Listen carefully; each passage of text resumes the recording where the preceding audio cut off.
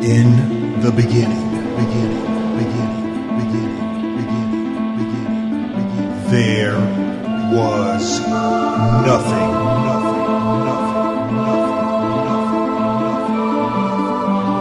but noise. Until Here we go. I'm ready. We're doing it now. Alrighty, haha. 3, 2, 1. Let's go! That's Paulo. That's Keith, That's Daniel.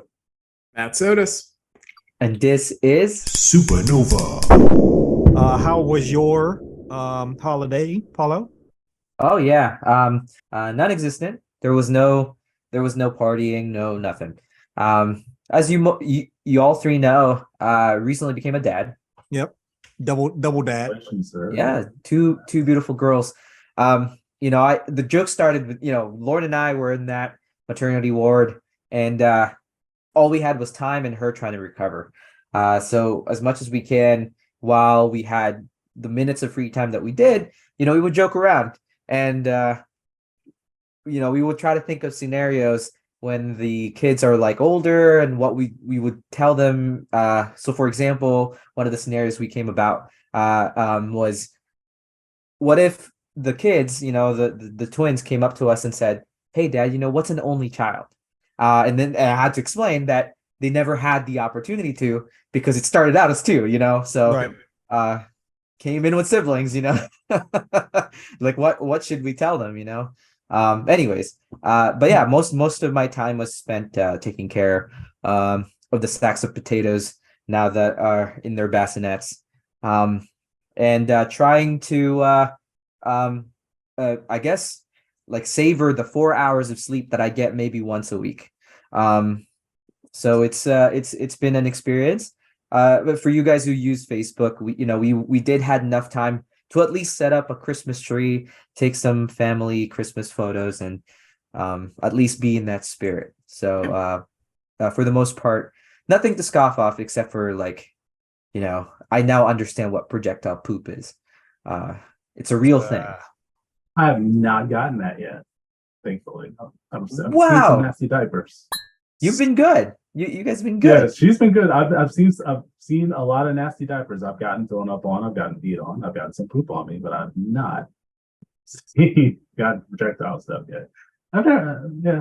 She's been pretty good. Like, even changing her diaper, like, she's not, for the most part now, especially, she's not just like taking the diaper off and then you're like getting stuff everywhere. So I have a question, Paulo.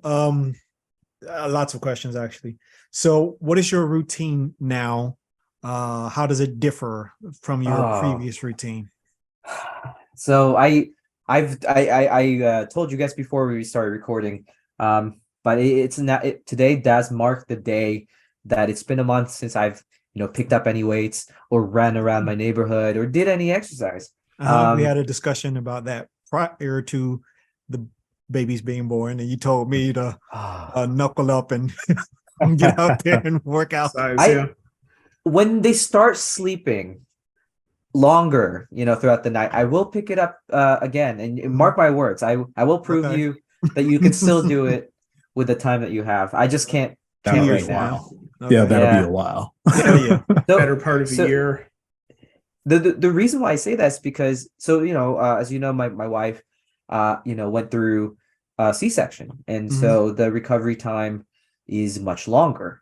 The first couple of weeks the babies came home, I was the one who took care of the wife for the most part and the babies.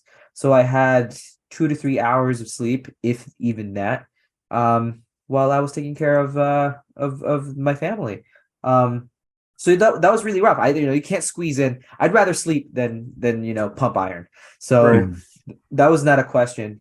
Then I started to feel better, and I was able to sleep like up to 4 hours at times, and that felt like $1,000,000. I don't know what it is, but like I guess my body got accumulated. I think again, this is all happening during Christmas. It feels like it's been a year, but it's only because I haven't been sleeping. I did notice, one of those things. our common friend, who gave birth to a preemie, 2 years ago, told me that when you become a parent, there's like this superpower that unlocks, because you just got to do it.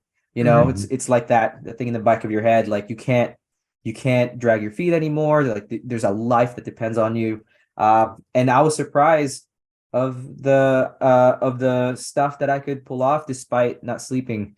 Being able to take care of all three of them during those 2 weeks was probably the biggest, like the most I've ever done for anybody, in my life. And my mother had to be hospitalized for a week, and even then I didn't do as much as I did on the first 2 weeks of my kids, coming into the world. So that was, one last note.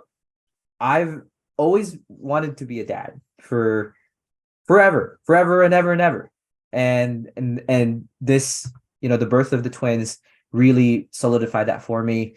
And I'm very, very happy, despite everything. Yeah, of course. Yeah. Very rewarding. So what is their sleep schedule? Do they wake up every 2 hours, or for that's pretty much what it is? When they feel like it, they sleep 2 to 3 hours.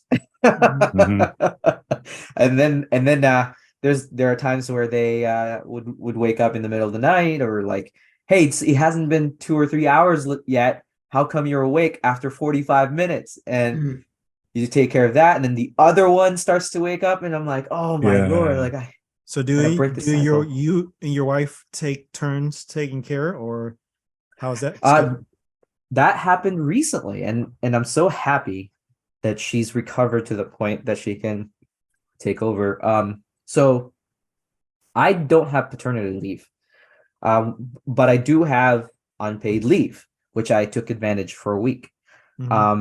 But the moment the maternity bills came in, or the labor and delivery bills came in, quickly realized I need to go back and start, getting more money in. So on the second week of me being off, I came back to work. So are you working remotely, or? Oh yeah, fully remote. So you guys probably know this, but I am now a partner to the company that I currently work for. So I get to kind of throw my weight around a little bit.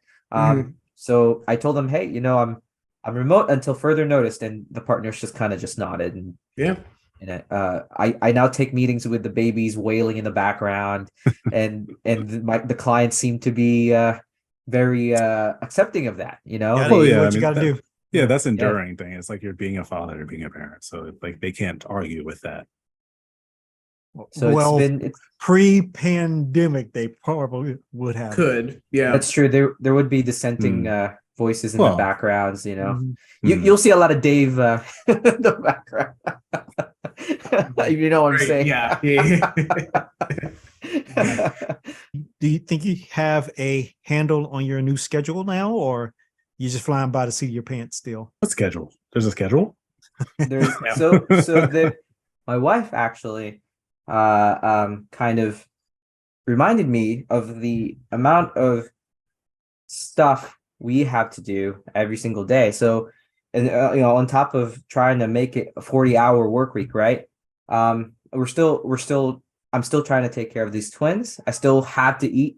There have been times where I forgot to eat or drink, to the point that I start to feel, like the lightheaded, the symptoms. Yeah, the symptoms of not eating and symptoms of not drinking enough water in a day, because I'm just so preoccupied in trying to take care of these twins. And mind you, I have 2 cats. So these 2 cats have now started acting up. They've been demoted. So they don't get nearly the attention they used to, and there are a bunch of weird new smells and sounds. Yeah, and they're definitely showing the rebellion. Like I wake up in the morning and they're very vocal. I feed them food, but they won't let me go. Like they would cling to my leg. It's like, where are you going? You haven't played with us yet today.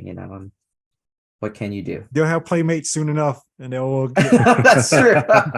they'll Oh, win. then Either they'll go want to well get or away. poorly. Right, They will want to get away. right. They'll rue the day they ask for a playmate. So Ah, So you could tell that speaking of my the holidays, there was no holiday, but there were just two beautiful gifts. Yeah. And that's what I got this Christmas. how are you going to handle their birthday since it's so close to Christmas? We're gonna we're still discussing it actually because my wife's birthday is on the 27th. And so I've always asked her how she handled it, but her parents really didn't handle it. They would celebrate her birthday on Christmas, which is pretty bad. Yeah, that's what I so- say. The dreaded, combination. It's like, what What- can you do? Is some Well- people draw the short straw. Anyway, that's Paulo. That's Keith, that's Daniel. Otis. Roachmaster. And we'll see you guys on our next drop. Later.